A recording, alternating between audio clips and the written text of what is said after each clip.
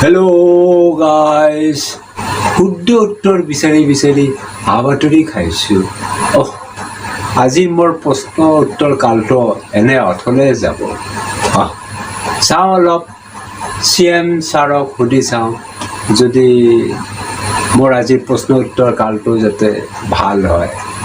চাওঁ।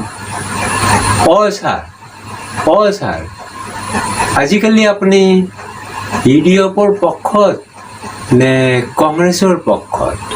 নহয়, মই এটা মাজৰ পক্ষ।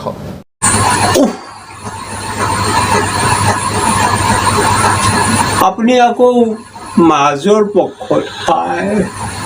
ঠিক আছে, হ'ব দিয়ক।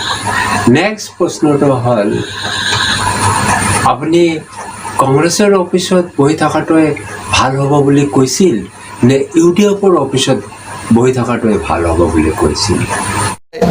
আছুৰ অফিচত বহি থকাই ভাল হ'ব দেখোন। আপুনি আকৌ আছুৰ অফিচত বহি থকাটোৱে ভাল বিচাৰিছিলে। মই ভাবিছোঁ ইডিএফৰ কথা ক'ব, নতুবা কংগ্ৰেছৰ অফিচৰ কথা ক'ব। শুদ্ধ উত্তৰ নাপালোৱে। আজিৰ প্ৰশ্নকালটো মোৰ এনেই যাই আছে। ছাৰ, তেন্তে 3 নম্বৰ প্ৰশ্নটো ছাৰ প্লিজ ছাৰ, 3 নম্বৰ প্ৰশ্ন।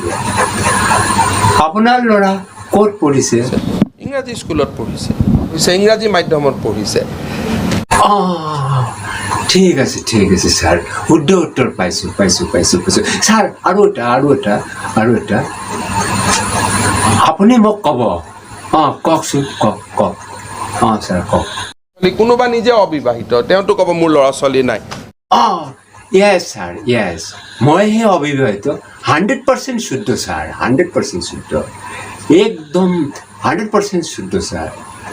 মই অবিবাহিত, ছফিয়াৰ ৰহমান।